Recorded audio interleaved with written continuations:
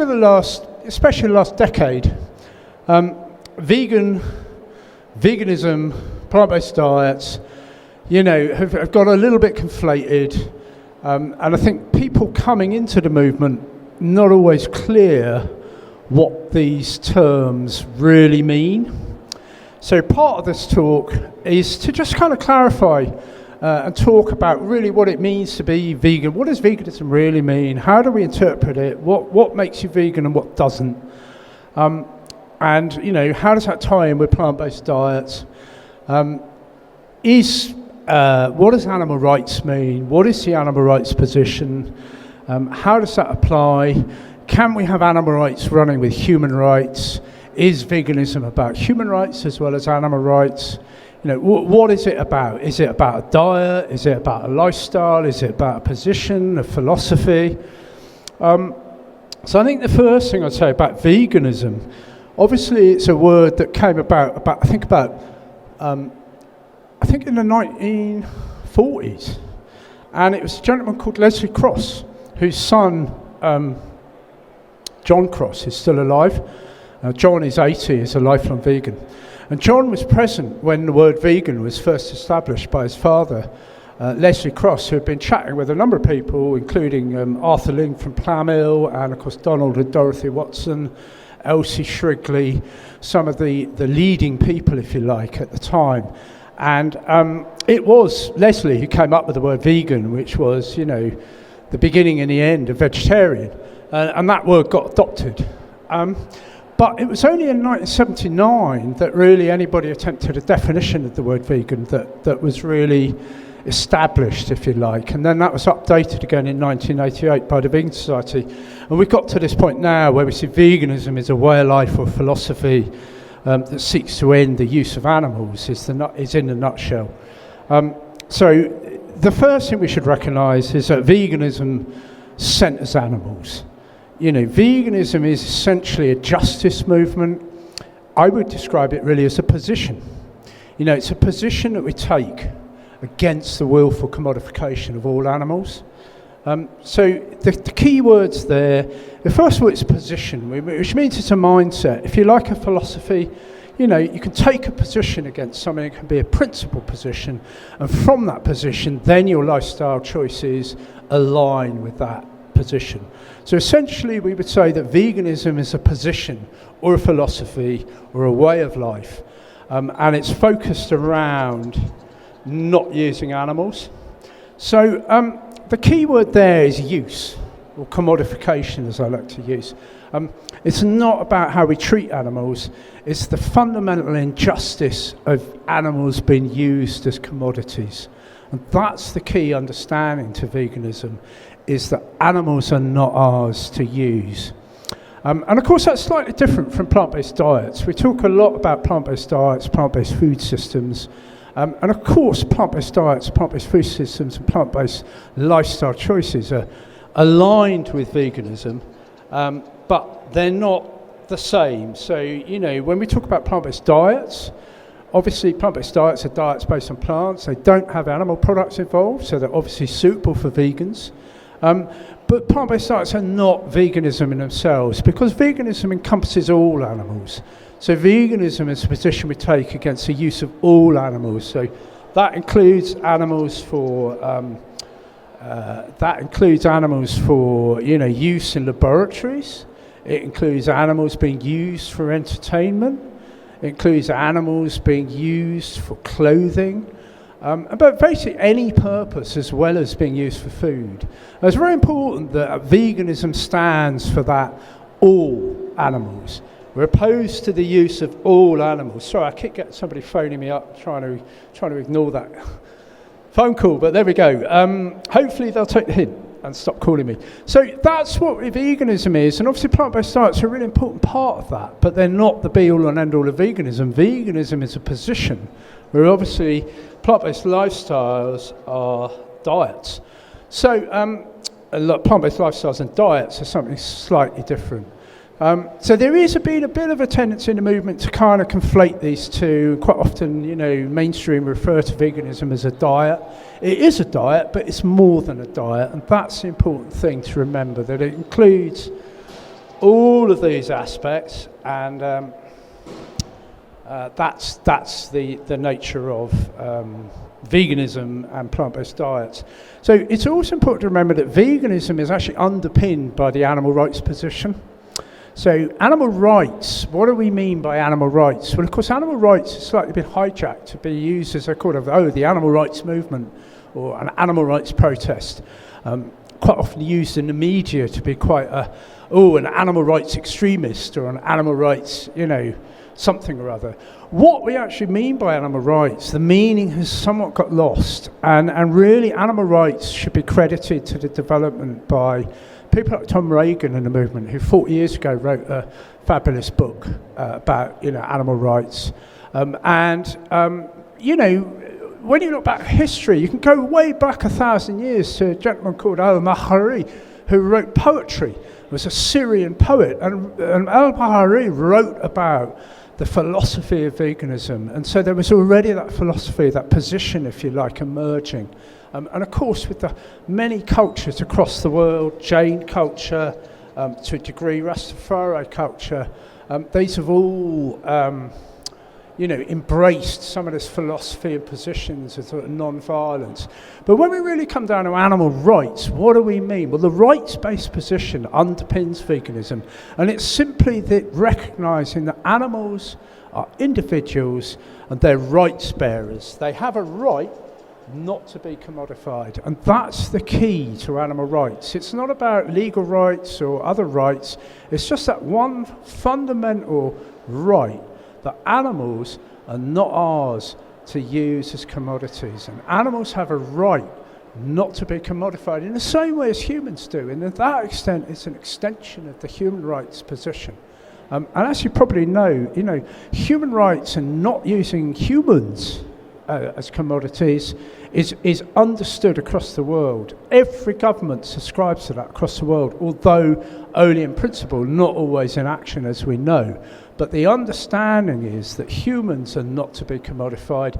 Animal rights is really an extension of that, to understand that animals are not ours to be commodified. And as vegans, we should be upholding those rights of animals not to be commodified. We should advocate for those rights, and we should align our lifestyle choices to make sure that we don't violate those rights. And that understanding of the rights position is actually really, really simple and straightforward.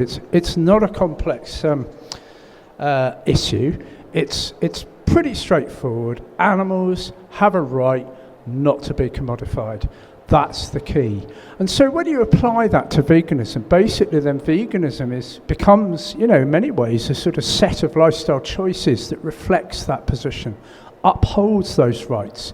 And then as we become activists, we advocate for those rights. So that's really the animal rights position that underpins veganism. Is that compatible with human rights? And that's another question that we often ask. Is the animal rights position compatible with human rights? Should veganism include human rights, or is it just about the animals? That's actually a topic for debate. But my understanding of veganism is very much that it is compatible. It includes human rights. So really, when we think about veganism, we're anti-oppression. We're opposed to anyone being oppressed. And so those values really transcribe, humans are also animals, of course. So I would definitely say that animal rights and human rights are compatible, they go together, and that you can advocate for both. There is a danger that sometimes human rights will get in the way, if you like. And we've probably all seen on Facebook and such like debates where some human rights issues come in, and maybe there's been some division amongst some animal rights groups, or animal rights advocates. What I would say is, in principle, human rights are absolutely compatible and part of animal rights, are very much part of veganism. And for example, if you're looking at something like food justice and we want to eat plants, we want to make sure that the people who are, picking those plants, if we're eating tomatoes, that people that the workers are not oppressed, they're not commodified, they have workers' rights, they have decent conditions, everything that we would expect and uphold to see. Also, we're humans, we have a capacity to hold more than one position at a time. So we can uphold human rights while still upholding animal rights. They don't have to go into conflict. And I would say, when you look back at the pioneers of the vegan social movement, people like Donald and Dorothy Watson, Donald was a conscientious objector. So was Kathleen Janaway, who was another leading part of the birth of the vegan social movement in the UK over the last 80 years. Very much consciously, objecting to violence and war, and very much having values that go with veganism. So when we talk about values, it's important to recognise that veganism does have some values, if you like, or some precepts or tenets. And one of them is non-violence. And when we remember about how, the Vegan Society was formed 80 years ago, it was a time of, incredible deprivation, violence, obviously, huge upheaval, war all over the world, very little to eat, rationing. So, to take that principled position was really quite incredible. And the vegan founders had a broader vision. They had a vision where veganism would be at the heart of the cure to all evils, if you like. And that, veganism had the potential and the capacity to really unite the human race and put an end to some of the terrible injustices and violence that we see. Is that true or not today? It's an ideal, but it's a value too, and it's part of the values of non-violence. There's a value of being fair. There's a value of standing up against injustice and against oppression. And I think there's a compassion element to veganism too. So although these values are not necessarily strictly defined within the vegan definition, nevertheless, this is how this movement has evolved, and that's how these ideas have evolved. They're very much a bigger picture, and very much about solving, our environmental issues, sort of trying to put to rest some of the violence between people, some of the injustices where we see, people being deprived of food in one corner, where other people are literally dying of overeating in another. And certainly our founding forerunners, had these ideals and these values. And I think how that translates into the modern day movement is really about trying to be fair, trying to be compassionate, trying to be kind, and trying to be, a good person, but also having clear position that animals and humans are not ours to commodify, and that we should always be seeking solutions that do not seek to commodify animals. So for an example of that, if you're looking at climate change and we're trying to find solutions to climate change, one of the things I refer to is the intersection of the three pillars of justice. So we have climate justice, we have food justice, and we have animal justice. And in the middle, that's where our solutions lie. And part of the understanding of veganism is to look for the solutions that uphold animal rights, but also uphold human rights, but also uphold solutions to climate change. And a living example of that, for example, would be something like allotments and inner city growing, where, there was a recent study by Brighton University who, their study showed that 40% of the fruit and vegetables in this country could be grown in allotments and inner city farming, vertical farming, rooftop farming, these kind of developments that we're seeing in technology. Some of the, horticultural, they're growing under lights. Some real advances.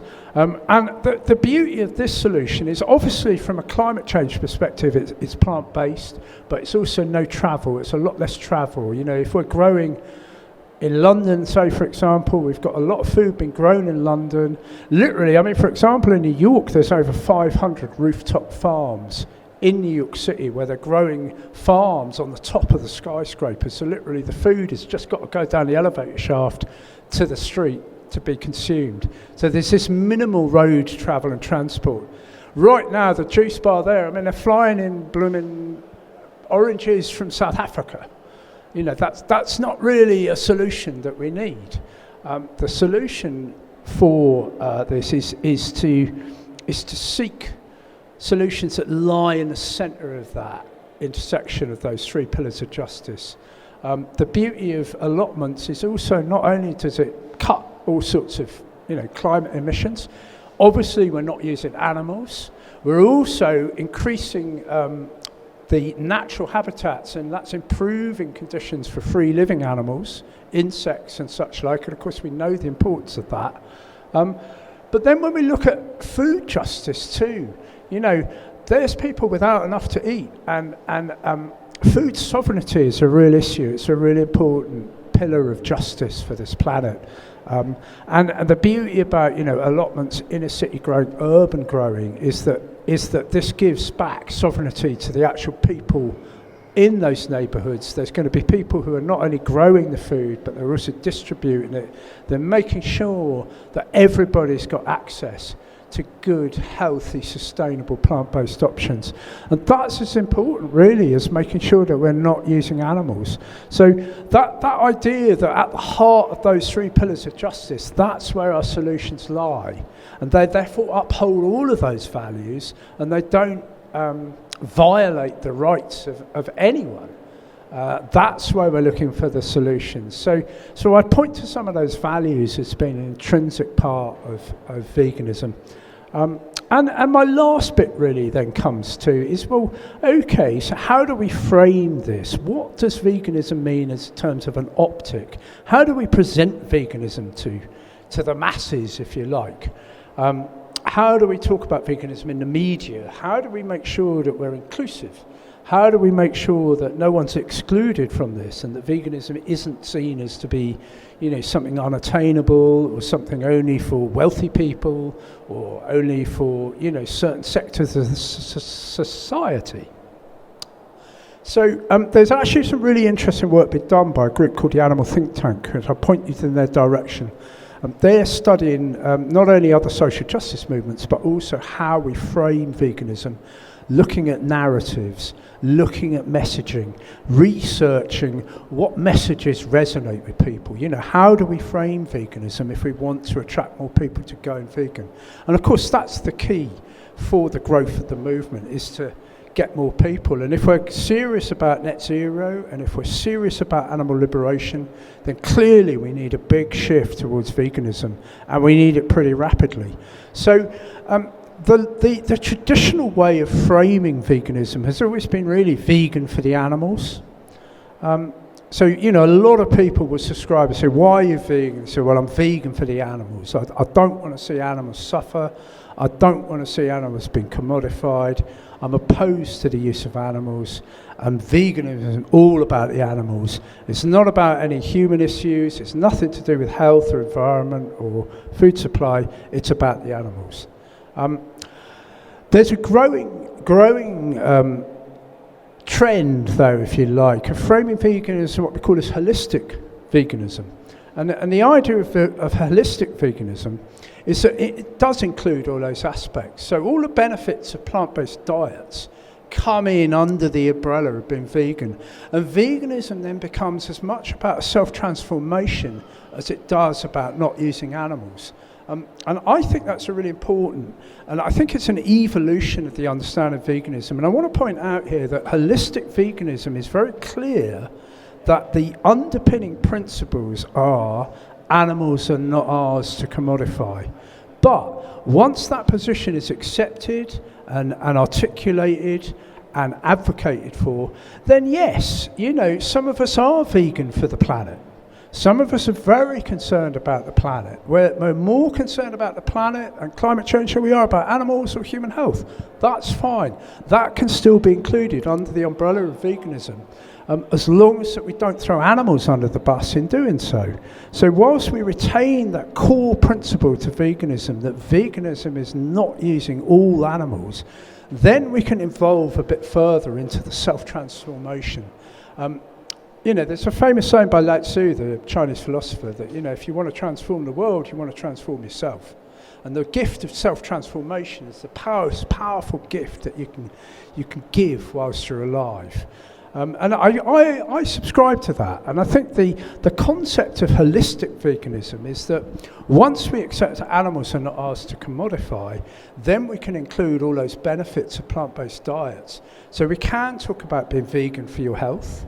And let's face it, if you've got maybe you've just been diagnosed with a severe illness and you're changing your diet to really combat that. You may well be vegan for your health. And there's nothing wrong with that. And I would absolutely encourage people to do that. In fact, embrace a whole food plant-based diet, reject the processed vegan food, and make sure that you do take care of your health and you do put your health up there as equal with all of these others. And likewise, climate change. Climate change overriding all of us. So, animal liberation could be a long way off. A shift to plant-based food systems can be done this decade. That shouldn't mean we shouldn't advocate for both, but we have to be advocating for a plant-based food system as much as for animal liberation. Why? Because the science is clear. We're running out of time. And we know that animal agriculture is the leading driving climate change issue. And very much too are pointing to sustainable food. We've got a growing global population, and it's really important that as we develop, we can feed everyone. Everyone should have access to good, healthy, plant-based options, and it's on our watch. This is part of our remit. We can't just ignore vast sections of the population who are not getting enough to eat tonight. And if our solutions really are all about, processed plant-based options so that we don't use animals, that's kind of disregarding human health and sustainable food supply. And when I look at something like cultured meat, for example, I'm not sure that's a great solution because it's not accessible enough and it's expensive and it's kind of controlled by, laboratories and stuff. So although it's got a solution to climate change and to animal liberation, it's not great for food sovereignty and for accessibility. That may change, but what I would point to is that the solutions must include all three, and that's really holistic veganism, and an understanding that veganism is all about the animals, but it's also all about humans and understanding our role in this world, transforming ourselves and aligning our actions with our values and deepening our understanding of veganism so that we can grow and include more people and recognise that people's gateway to veganism is very often through their own health, very often through more and more through climate change. And sometimes it's through, concern for starving humans and sustainable food supply. All of these things are really important. And when we marry them up with an understanding that animals are not ours to commodify, then we have the 21st century veganism, holistic veganism, that includes all of us and allows us to grow into a proper mass movement. So that's where I'm going to end it. I'll just leave it on there. You're welcome to ask any questions if you want, but that's my little talk. Hopefully no more than 20, 25 minutes on veganism in the 21st century.